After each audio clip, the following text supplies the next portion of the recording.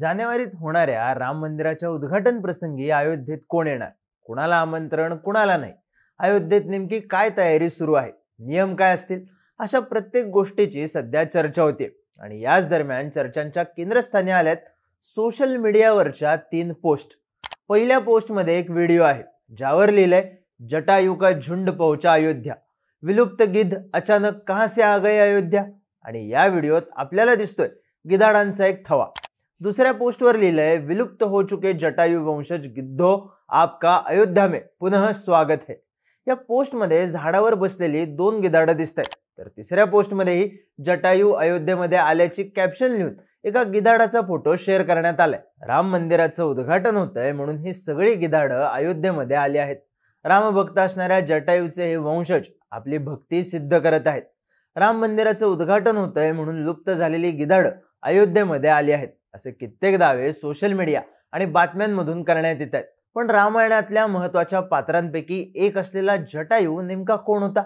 आता अयोध्येत दिसणारे गिधाडांचे थवे हे खरंच राम मंदिरामुळे आले आहेत का? नेमकं सत्य आणि जटायूची स्टोरी काय आहे पाहूयात या व्हिडिओमधून. नमस्कार, मी चिन्मय आणि तुम्ही पाहताय बोलभिडू. अयोध्येत सध्या दिसणारी गिधाडं आहेत हिमालयन ग्रिफॉन व्हल्चर. हिमालयाच्या पर्वत रांगांमध्ये मोठ्या प्रमाणावर आढळणारी ही गिधाडं 45 इंचांपर्यंत लांब असतात. त्यांचे पंख पूर्ण उघडल्यावर 30 इंचांपर्यंत लांब होऊ शकतात.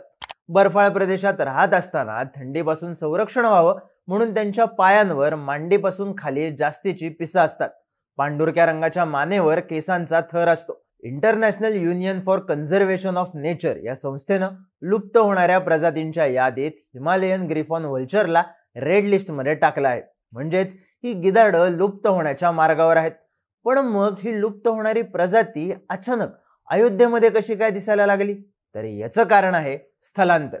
हिवाळ्याच्या काळात होणारी बर्फवृष्टी, अतिथंड वातावरण यामुळे ही गिधाडं स्थलांतर करतात. पर्वत रांगांमधून सपाट पृष्ठभागावर येतात. त्यांच्या या सवयीमुळे हिमालयन ग्रिफॉन व्हल्चर्सला विंटर मायग्रंट्स असंही म्हणलं जातं. याचाच अर्थ ते उत्तर प्रदेशात पहिल्यांदा आलेले नाहीत. सध्या व्हायरल होत असलेला एक फोटो अयोध्येमधला नसून कानपूर मधला आहे. जानेवारी 2023 मध्ये कानपूरच्या बेनाजबर भागात 3 हिमालयन ग्रिफॉन व्हल्चर्स दिसले होते. यातला एक जखमी अवस्थेत लोकांना सापडला.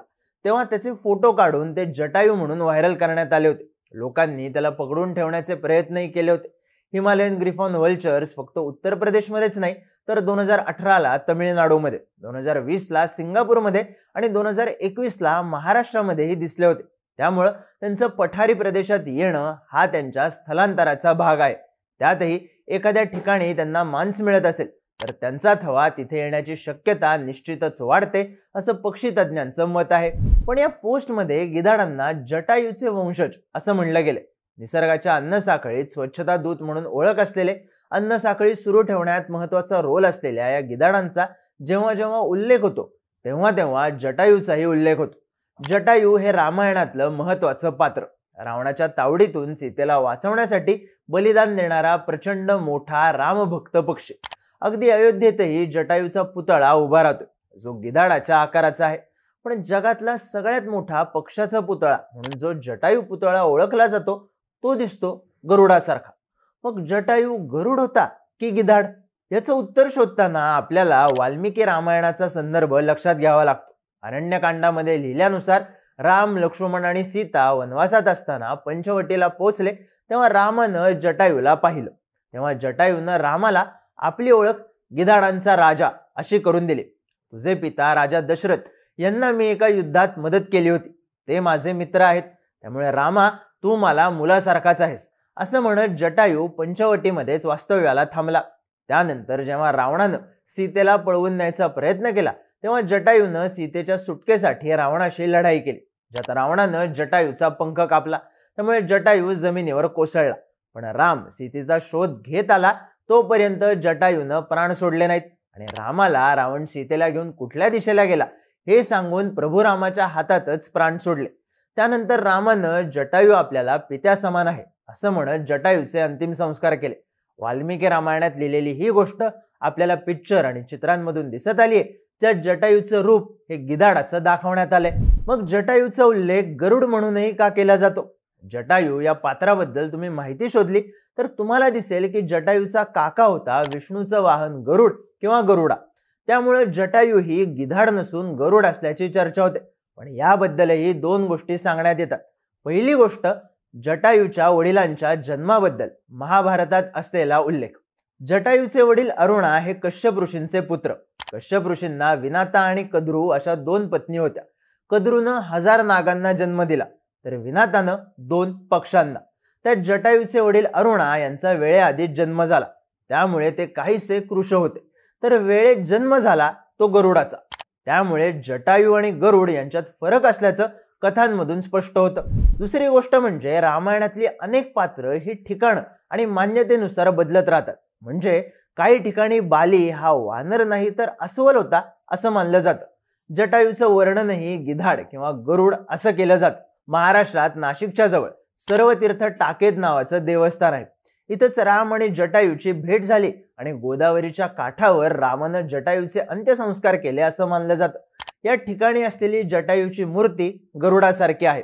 आंध्र प्रदेशमधलं लेपक्षी आणि केरळमधलं चडयमंगलम या ठिकाणीही स्थानिक मान्यतांनुसार जटायू रावणाशी लढल्यानंतर कोसळला आणि रामाच्या भेटीनंतर जीव सोडला असं म्हणलं जातं.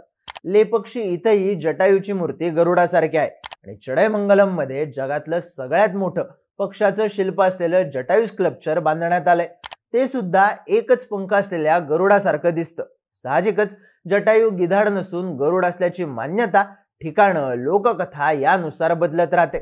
जटायूचा भाऊ संपातीनं प्रभू रामाच्या सेनेला रावणाच्या लंकेत जाण्याचा रस्ता सांगितला होता असा उल्लेख रामायणामध्ये आहे.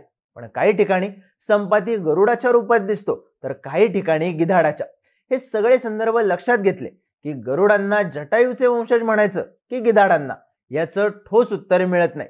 सोबतच जटायूचा उल्लेख सापडतो त्या कथांमधला आकार पाहिला की हा पक्षी एक्सटिंक्ट झाला आहे का, कारण आता तेवढ्या आकाराचे पक्षी दिसत नाहीत हा प्रश्नही उपस्थित होतो. मग साहजिकच कन्फ्युजन कायम राहतं आणि अयोध्येत दिसलेल्या दुर्मिळ गिधाडांचं संवर्धन कसं करायचं याऐवजी ते रामभक्त जटायूचे वंशज आहेत की नाहीत हाच प्रश्न चर्चेत येतो. याबद्दलचं तुमचं मत कमेंट करून सांगा आणि अशाच इंटरेस्टिंग व्हिडिओसाठी बोलबिडूच्या YouTube चॅनलला सबस्क्राईब करायला विसरू नका.